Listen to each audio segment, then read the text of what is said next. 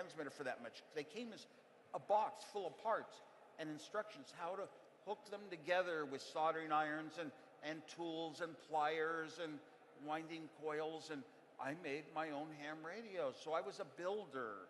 That was very, very important.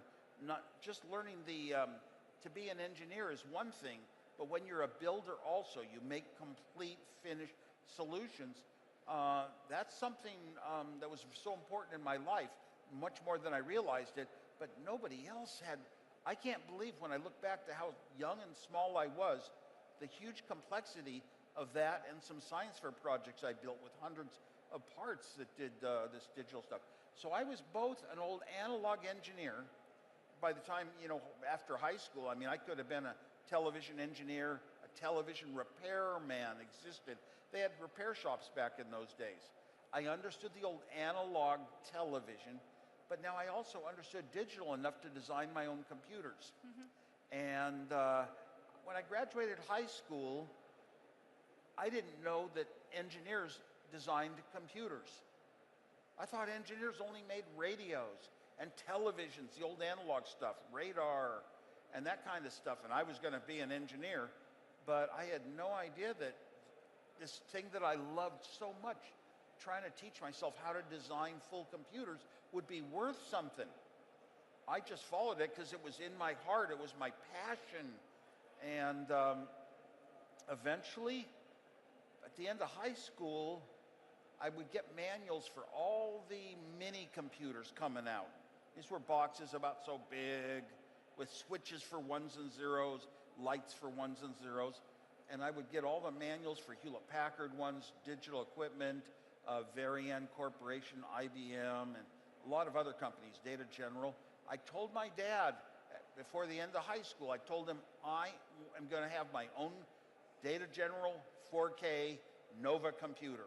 4K was the minimum you needed to type programs in. My dad said it costs as much as a house. I said, I'll live in an apartment. I was going to have my own computer. It was a core value inside of me. I was going to have my own computer before I even had a house. And so that was, I kept watching every step of the way when I discovered getting closer and closer to building a computer I could afford. And there were a lot of great steps along the way. For example, with computers in those days, I could design on a piece of paper what little chips would make the processor. Today, you just buy a microprocessor chip. But I had all the chips that added up and built a processor, and I would design that. But the input, I could never afford input and output. Oh my gosh, the huge teletypes like you see in the movies in the military. Those teletypes cost, multiple cars to buy. That was going to be the hard part. I started thinking about, could I use an oscilloscope and draw pictures on it? Oscilloscope is a digital equipment, but it's sort of a TV screen. And then one day I saw Pong, the game Pong. I loved video games. I loved arcade games. Atari was starting the arcade game industry. And I said, oh my gosh, a television can be your output device. And I knew everything about television. I could design all these chips that would put little dots on a screen to be balls and paddles. And I built up a little Pong game. Then eventually I designed a game called Breakout for Atari. So I loved these games. And while I was down at Atari with no sleep for 4 days and nights, no sleep, I thought, wouldn't it be great if these arcade games someday were color? And my head started popping around to the old analog method of color with $5,000 worth of parts and long design with all these feedback loops and differential calculus. And for some reason, my head said, wait a minute, what if I took a digital number, ones and zeros, from my computer memory and put it on the wire into the TV? And I realized that every TV would think it was color. And I don't mind violating the rules, going outside the box. There were no rules in all the mathematics of color TV that it should have worked, but it's the reason Apple's first logo was 6 colors. But so I was following this step and getting closer and closer to the computers. The ARPANET came along. Today we have the internet. How many devices are in the internet? 6, 10, 20 trillion? Okay, back then, the ARPANET started it. 6 computers were linked up to each other. 6 computers across the United States. And I wanted anything I saw or heard about, I wanted to be a part of and explore it. And I went and I designed a little terminal where I could type on a keyboard that cost hundreds of today's dollars back then. And my TV was free because I owned it. And I set it up so I could type to a computer across the country, or UCLA, UC Santa Barbara. There were 6 computers. I could go in and read files and run programs and things. And that was one step closer to the real computers I developed. Then it came a club of people that believed someday we were going to own computer technologies. People were going to afford computers. And look how much computer technology can do once we have it ourselves. Back then, it was only huge companies or the military that could afford the big computers. And I'd always wanted one myself. So this club attracted me, and I figured out the formula the first night of that club of, a couple hundred people talking about, wow, we're going to communicate so well fast when we have computers, and we're going to educate better, and the geek is going to be important.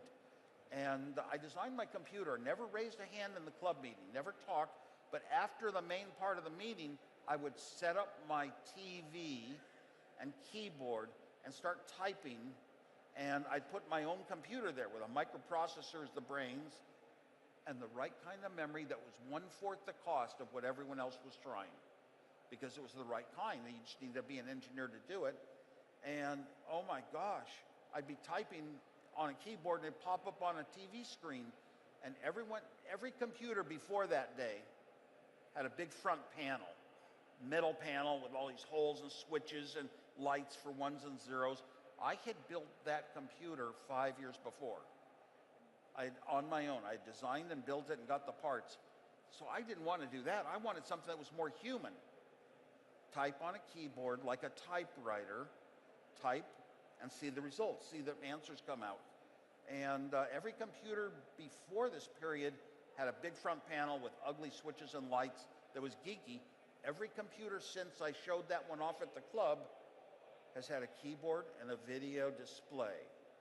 And I was sort of a hero in the club, and I passed out my designs for free, public domain, no copyright notices, nothing. There was no industry yet anyway, and pass it out to all the people that wanted to create this big revolution in computers in the hands of individuals. And so I was giving it out, and then unlike the movie with Ashton Kutcher, where Steve Jobs comes and finds me in a basement and hauls me down to a club, he'd never been to the club. I'd been there every day since the first day it started. I took him to show him the excitement. Let me ask you another question, because the Apple II computer remained Apple's main source of income for over a decade. Decades later, Apple is still with us. It's a massive company. Would you say Apple remains a tech disruptor nowadays? I didn't hear the question right. Would you say Apple remains a tech disruptor nowadays? Ouch. I don't know what the question is. Tech disruptor. Is Apple still disrupting technology nowadays? I don't know. I can go back to the Apple II computer. And the Apple II computer was really the big start for Apple.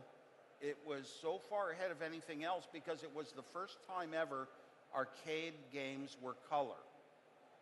Even though it was a computer, it was the first time ever arcade games were software. That meant that a 9-year-old kid in the language BASIC could make blue and green dots move on a screen and create a game in one night. Before that, it was 100 chips with 1,000 wires, engineer working for maybe a man-year to get together a new game prototype. This was a huge change in gaming as well as computing.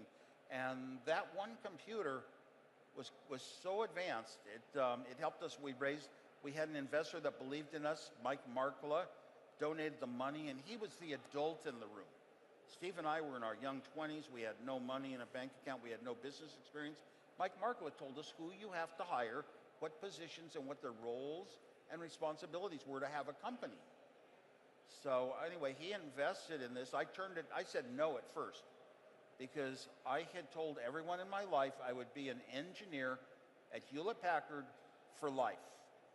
I never would move up the org chart because when I was younger during Vietnam War days, I decided not going to be political, never going to vote.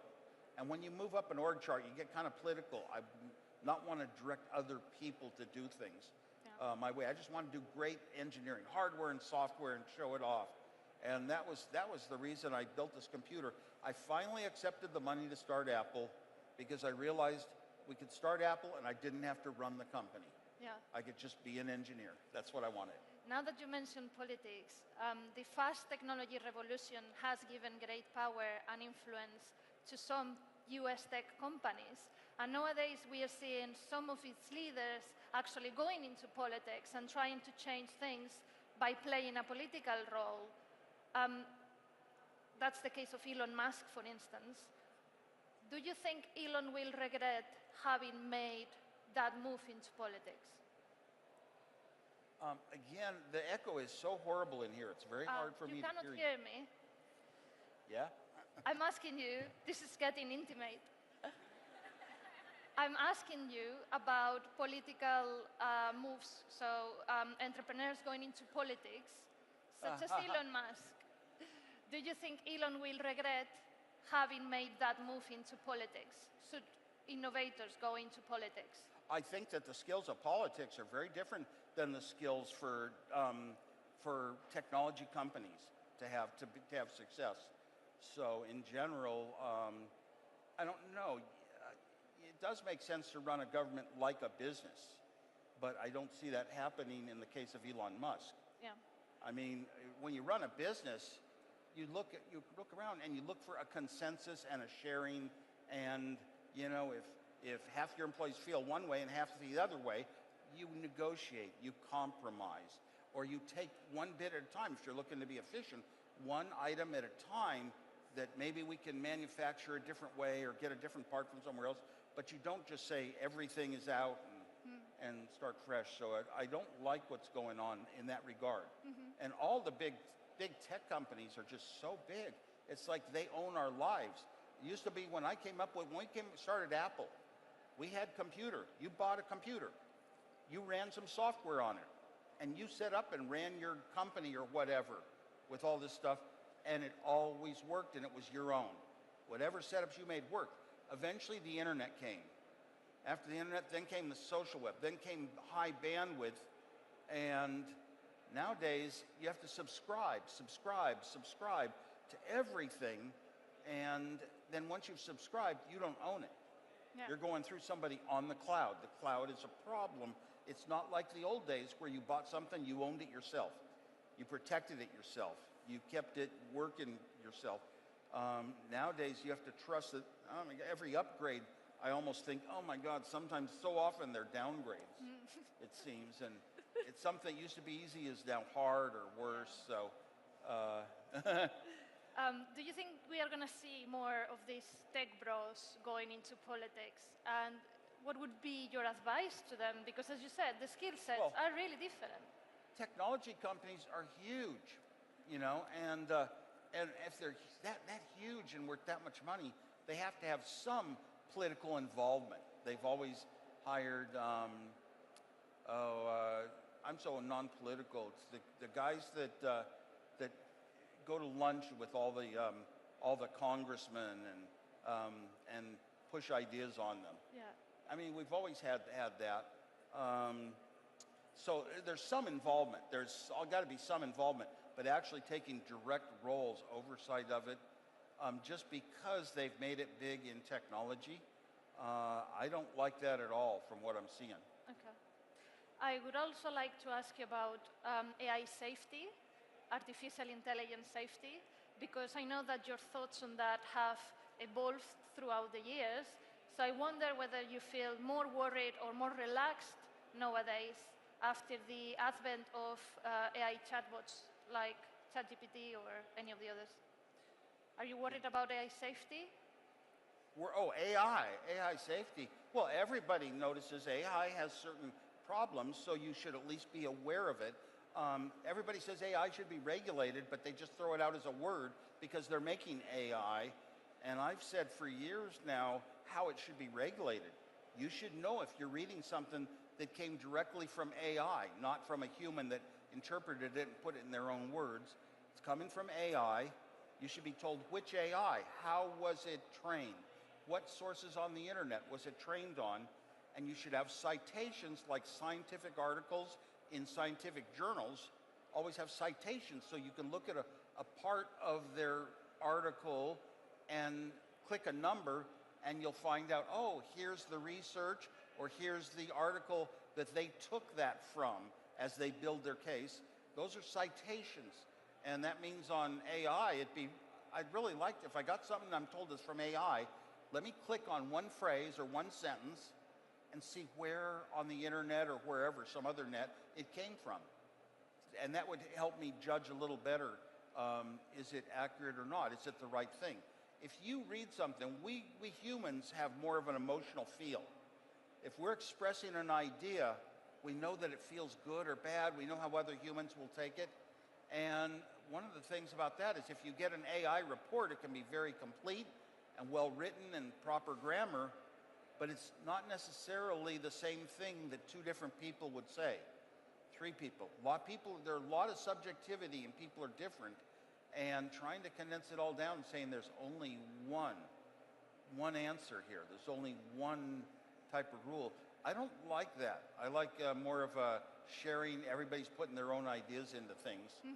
So that's a problem to be aware of. Now, one of the things is if you just pass AI results on as your own, you lose the ability to think critically and to decide things yourself.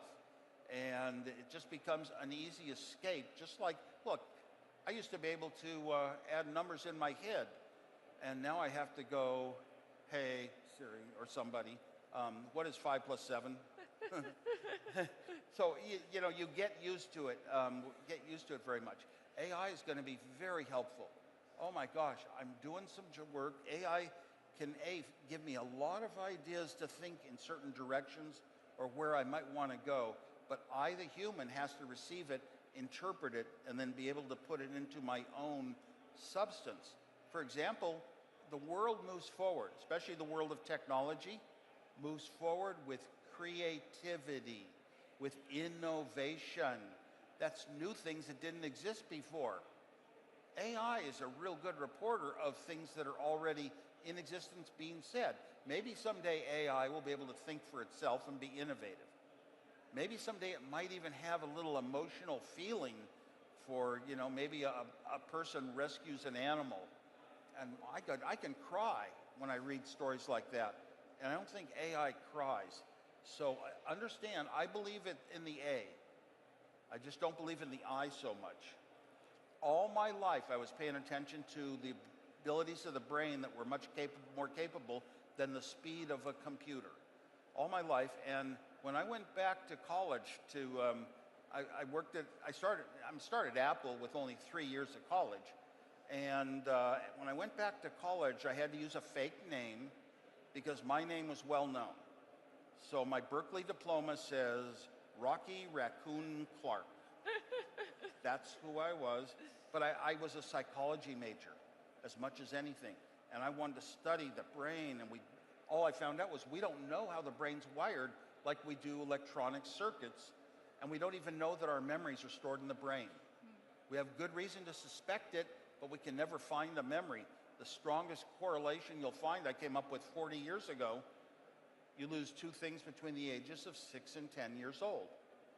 You lose your childhood autobiographic memories, things that happened to you, and you lose your teeth in those years. And everybody knows memories aren't teeth. So I was just pointing out the books on memory are not, even to this day, just not complete enough we could take a memory. Because the whole idea is we want to duplicate a brain. We want to take a brain and figure out a way, maybe 1 trillion instances in software that equals a real human brain, not just what we call AI. And I was at a company once where the engineers figured out how to make a brain. It takes 9 months. One thing that AI chatbots have got really good at is writing code. Oh, yeah. Do Oh you my think? gosh, Do yeah. you think chatbots will replace software developers? And Well, remove jobs. Sorry, guys. I know there are plenty of software I developers wouldn't here. give a real general description, have AI write a program and pass it on. I would want to inspect it and check it. It can be very helpful to me as a human to get what I need for my boss or my class in school. But it's just, I don't know. I'm like everyone else. Hold back, look at it, try to pass on what you think is good, and will the problems increase? Not to mention some of the problems with AI, the deep fakes. The deep fakes. I hate spammers. I hate the people trying to get your passwords and take all your money. I hate all this. And now they have one more tool. They have AI, so they can do a better job. And AI can trick you into things, and that's a method I'm not for. I believe that things should be respected for their honesty. You can rely on them. You can count on them. And AI is already demonstrating that it hallucinates and makes things up, but you don't know when. If you just believe it, you're a sucker. I mean, I read jokes on the internet all the time, or I read a funny story about something that happened, and I pass it on to a list of 100 friends, and then I find out that it was made up. It wasn't real. Yeah. So humans can make mistakes Speaking too. of which, do you think there should be more open source large language models? Well, AI should be open source. Yes. Oh, yes. Well, everything should be open source in my mind. I mean, the principles behind.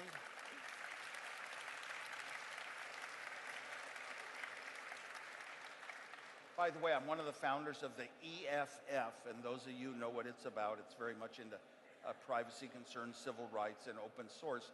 But open source is just the ability to go back, improve things, take somebody else's knowledge and improve on it, find a bug in it, fix things. It's just, why keep it hidden? You're trying to keep a hidden advantage. So if you're lucky enough to be in the key position like a big company is, then other people can't intrude maybe patents and all that. I don't know. I believe in the right to repair. And I've stood up for it publicly many times. There is another very big debate taking place at the moment, both in the US and in Europe, which is the one about working from home. There is the group of people who advocate for working from home and those who insist on returning to the office full time. Which camp are you in? Well, for me, COVID was the best thing ever.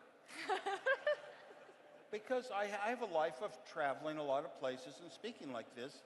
And during COVID, got to stay at home. My wife and I took 40 trips in the car to every national park in California, every corner of California, and we'd turn around and drive back. We could drive together and talk and listen to audiobooks and music, and we'd carry our 4 dogs with us, our children. That was just wonderful. So what started me off on this? Yes, whether you are pro working yes, from home. yeah. So a lot of people discovered that they could be quite productive working at home, and it's convenient. The workers like it very much. Nowadays, the thing is, a company wants to have a management structure. Those at the top control the ones under them, control the ones down to the worker. You have bosses, you have managers in between. And what do they have if everybody's working at home? They have a lot more control if you're there in one spot. And there are certain things, certain types of communication and meetings that work out better in person. So I believe in the hybrid. The hybrid mode is good. Have certain days that everybody can be expected that's working together, can be expected to be together, and every day if they want to. But other days, they're, to a certain amount of time, they can work from home or anywhere in the world. This has really turned out to be a boon that we never knew that it could work, and now we do. You witnessed the transformation of Silicon Valley from a very nice place with fruit trees and nice homes to the world's epicenter of innovation. And I would like to hear from you about that because Barcelona is on its own journey to becoming a global tech hub and is attracting lots of talent from many countries. Is it still necessary to move to Silicon Valley to make it as a global entrepreneur? Oh no, for 10 or 20 years, people would always be asking around the world, oh, how do we have a Silicon Valley? Well, it has to grow organically, but now it's really not like there's one place in the world. The formula is there. People that have good ideas, start new companies, are innovative, and it's popping up in about at least a dozen places in the United States are popping up high technology levels, about the same number of people working in technology as in Silicon Valley. And I don't think Silicon Valley is all that much necessary for anything new and dramatic in the world. It'll change the world. The next Uber doesn't have to come from Silicon Valley. And I like things to be shared. People have brains everywhere in the world. I like everywhere I go in the world for those people to be able to create their own innovations that are so good that become very world famous and all that. And that's how I grew up. When I was designing stuff, I was designing what I felt like doing. I was an independent innovator, independent inventor, not really an engineer, an inventor. And I want to leave room for those inventors around the world to this day. So I'm glad to see this idea of just Silicon Valley dispersing and other people learning from us. And who knows? Who knows where it goes from here? But I expect look at the interest here in Barcelona, and so much development occurs here. People want to do it, and the wanting is more important than the knowledge. When I was a teacher for a long time, when I taught, the teacher always teaches correct knowledge. But if you can make the students want to learn, you cannot stop them from learning. And I decided wanting is even more important than knowing. Now that you mentioned that you were a teacher, what are your thoughts on the use of AI agents in education? AI agents. AI agents? In education. In innovation? In education. What? In education. Oh, in education. AI agents in education. Oh, we should certainly include it in our higher education. When I taught, I was teaching K-12, actually 10 to 13-year-olds, because it had been a goal of mine my whole life, just like having my own computer. And AI agents, first of all, when you're talking primary education, you're talking about you've got to learn how to think first and not have it done for you. It's going to be very important, though, for higher education to learn how to use AI to its fullest and best to get categories of work done. Hopefully, projects in the future in technology will need fewer human beings working on them using AI effectively, and then the other human beings can be working on more projects. We can get more out of life.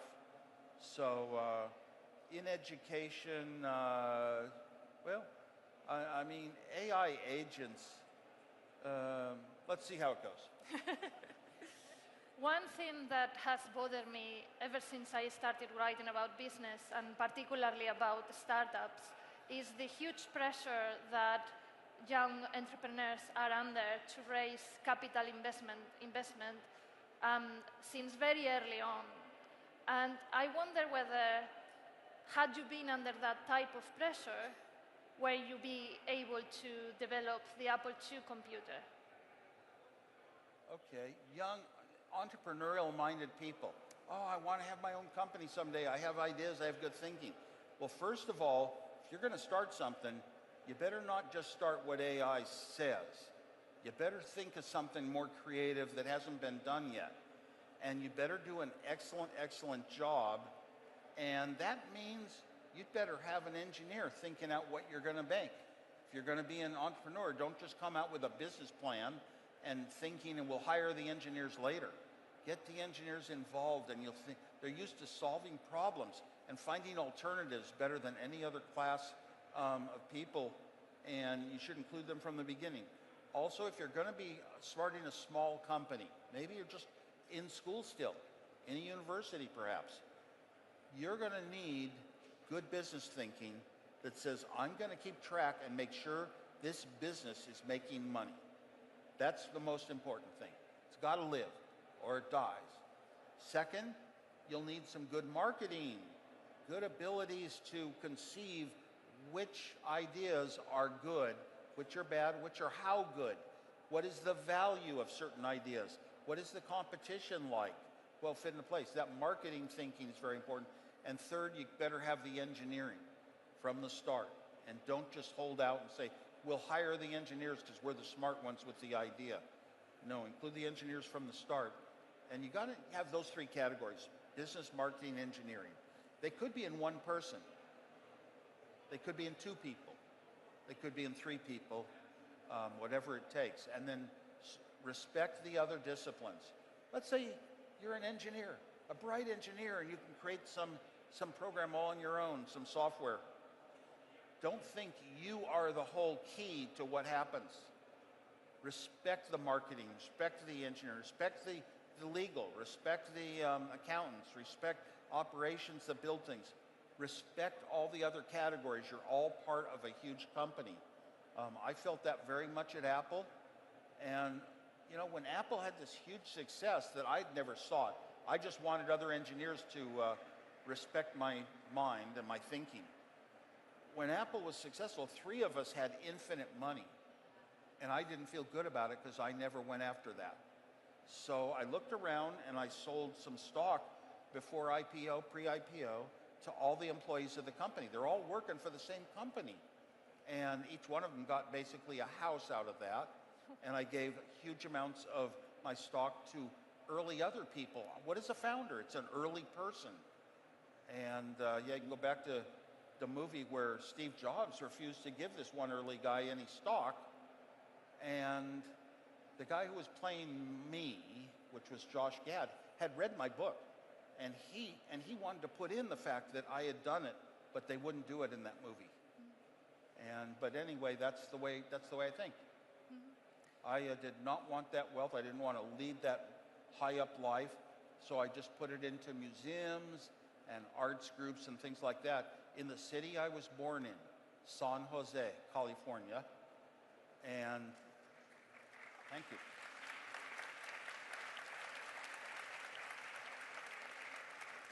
And the city of San Jose named a street after me, Woz Way. It's a great street, goes past important things. So I don't know, it's not the sort of thing you buy or you seek wealth for. If you were to start a business today, a new company, which area of technology would you pick? Which what? Which area of technology? Which AI technology? Area of technology. What type of technology would you focus on? If I were going into business today, it's very different than back then. I always look back when I was starting, and if I had a piece of advice to myself, rob a bank. I could have had a few other little choices with a little extra money to move things faster. But starting a business today, would I look at technology? It's what you're good at already. Whatever you're good at is what you value and what your passion to learn more and more and be better at. And would it be, it might be creating aspects like social webs that aren't owned by anybody, aren't controlled. Kind of like Bitcoin's not controlled by anyone. And it's just all the different people running their software work out all the details and friendships and all that, and works just as well as, say, Facebook. That's probably where I might go, or I might want to, because that helps undo the thing I spoke about earlier.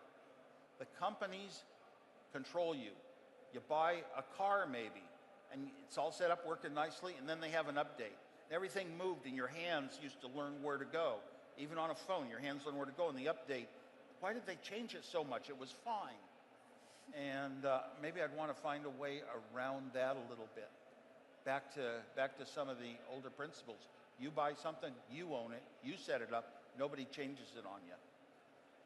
You know, even to this day, I want to own my own things. Every time I hear songs that I want to get, which is, you know, I love to go to concerts with my wife, dozens a year.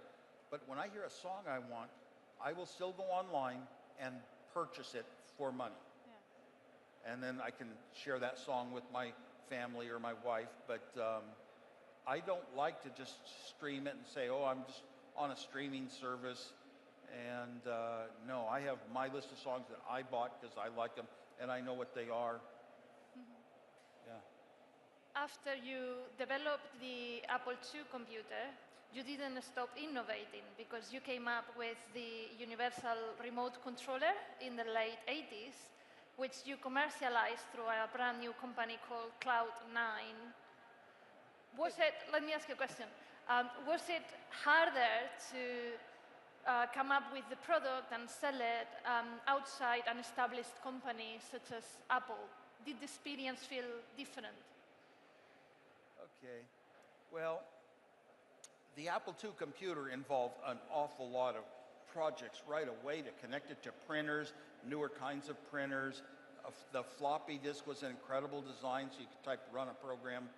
I did one for European, the PAL television system. It was one of the favorite jobs of my life, and I did one for the Air Apple that talked from right to left, and certain letters caused it to add ones at the end of a word. That was a weird one. But I loved all those projects. Now, and we were getting into, what were we after? What was your end? The universal remote controller and Cloud9. Oh, the remote control. Yes, of course. I'm sitting around Apple. Well, I had an unusual situation in my home. In some of the early Apple days, Apple had made it, but everybody had a remote control for their television and a remote control for their VCR. And I had a Laserdisc. Not many people in the United States bought Laserdiscs, but that was another remote control. And I loved my Laserdisc. And then there was no satellite TV yet, but I built one of those big, huge dishes in my yard, pointed it up, and I bought a receiver that could aim the TV and pinpoint a channel from a guy in Canada with another remote control.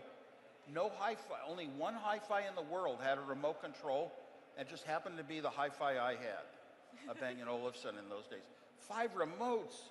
And I said, why don't you just make them into one? And so I didn't leave Apple. They say I left Apple. I did go off on the side to do this little company, a startup company, to build the universal remote control. But I was still on Apple's paycheck, still loyal to Apple, still doing some things for Apple. And the control that I dreamed of was like a computer in your hand. It was like an Apple II in your hand and assigning codes to buttons that would operate your equipment. But what it would do is you could take a remote control for your TV and point it at my device, and it would learn the code. It would watch the infrared signals and learn the code. Then you could point one from the satellite receiver and push a few buttons, and it would learn all the codes. And then you could push one button, and it beeps out beep, beep, beep, beep, beep, all the codes from the different devices and gets to the channel you want. It was a really beautiful device. Loved it. On the way, we even came up with another little side project. You know, sometimes you're working on something and another idea occurs to you. The idea that occurs to us is we've gotten very good at receiving infrared signals, and we've gotten very good at transmitting them at high power, so you didn't have to aim your control precisely. You kind of pointed anywhere. So we made a little tiny device that cost very little, and it clipped onto any remote control and amplified it. So your existing remote control that you had to point precisely, you now didn't even care where you pointed it. It worked. And that was called the Tyrone. So I had a lot of fun doing these projects. That's great. We're going to get some questions from the floor. So please raise your hand and let me see if I can find our colleague with the microphone over there. So maybe this woman over here. First one. The woman, sorry. Thank you. Hello? Hi. Hi. It's an honor to see you in person, so thank you for being here. You said that we are trying to mimic the human brain, but really this is the only thing that separates us from machines. So why are we trying to recreate the thing that gives us creativity, and don't you have fears about that? Well, Thank you. I don't know if the, first of all, the machines, this idea if a machine replaces a human, you know, I'm glad we're not there yet. I hope it never happens. But if a company started up across the street from Apple, and instead of humans, they just had computers talking to computers, if it was more economic, economics wins. That's a scary thought, where the humans go. But then, you know, you'd have to have a world where an upper computer that's like the president of the world directs some other computers, who direct other computers like managers, who direct all the equipment that goes around, right down to digging ores out of the earth. Everything on computers, how many hundreds of years or thousands of years would it take to change our total infrastructure? But the machines are not intelligent yet. We still haven't found the formula. We don't know how to make a brain yet. So I just don't think it's a worry at all. I think everything we're doing trying to make a brain. There are people trying to figure out the formula, you know, pretty much to get to AGI like we have today. They've been working on that. And that doesn't mean they're trying to get rid of humans. If the computers ever replace we humans, here's what it would be. The computers do all the work. And we get our clothing, and we get our education, and we get our food, and we get our family vacations, and we don't have to do a thing, work. Wait a minute. That means we're like the family dog. We're a pet. We're a pet with everything taken care of. How wonderful. Well, if I'm going to be a pet, I decided, how would I want to be treated? I started getting my dogs filet steaks and rotisserie chicken. But if the computers ever get rid of people, replace people, they better not replace the dogs. I can say that. One more question. Who wants to ask? What is the mic? Do you have the mic? Okay. Maybe here, first row? You. I'll go back a little more on the last answer, which is, Yes. you can't, the problem is we can't stop others from trying to substitute for the human brain. Yep. We can't stop it if it happens, but we can certainly be aware of it and watch for it and pledge to ourselves. You make a pledge to yourself, you never break a promise that's to yourself, that you won't work in that kind of thing. Yeah. We're going to go to this question here. Thank you very much. So over the past few days that we've been here, we've been hearing a lot of good news. And one of the things that have shocked me, and I wanted, as one of the first personal computer builders, how do you feel about quantum computers?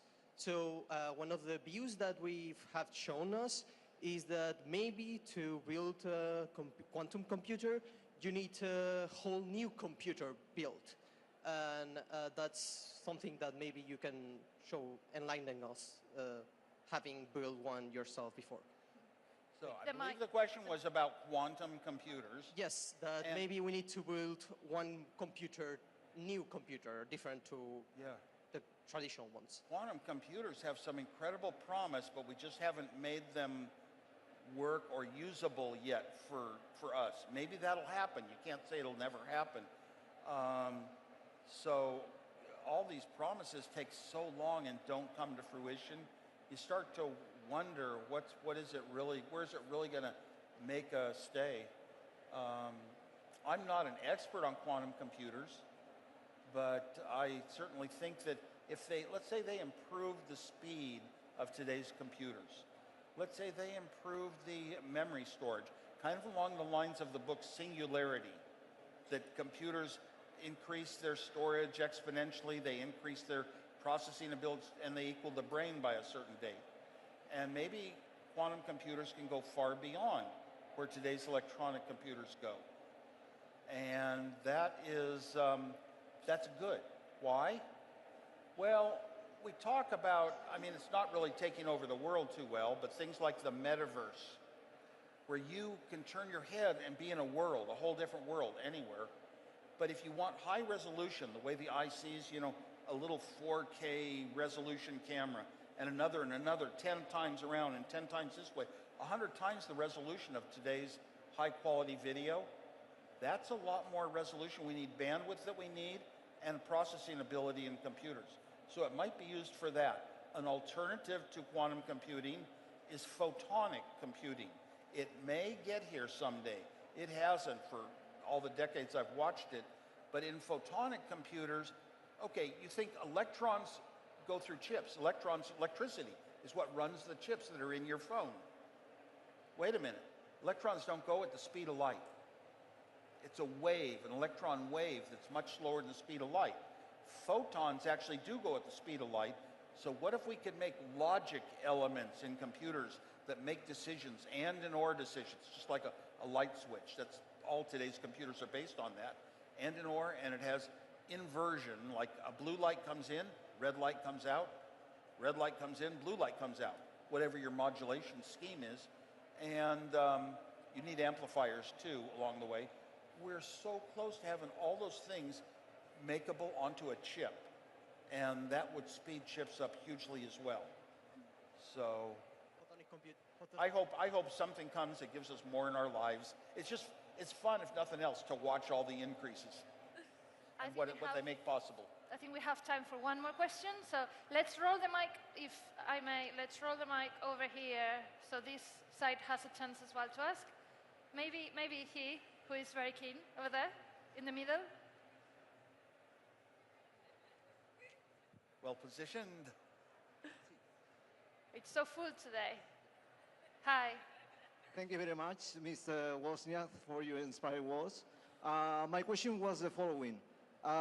We have seen in recent years some prominent tech stars like Sam Altman in OpenAI or Arabin Srinivas in Perplexity. Do you envision yourself in this kind of tech stars?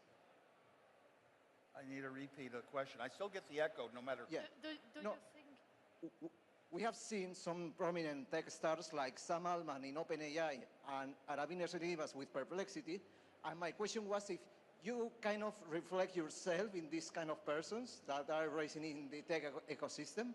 If you think of yourself as a tech star in nowadays terms. Oh, I definitely think of myself as a tech star back when it was important. Things had to start somewhere. They had to start somewhere. These days, I'm not a developer. So I'm behind on people that are doing current development. All I develop is just little personal projects on my Raspberry Pi. But I do it for fun, just like I did back then. So thank you. Well, I think that's all the time that we have today. Thank you so much.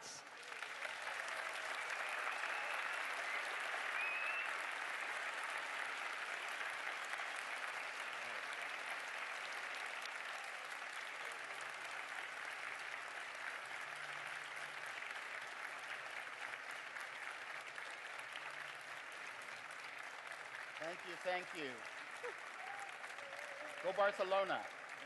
That's been a fantastic conversation. Thank you.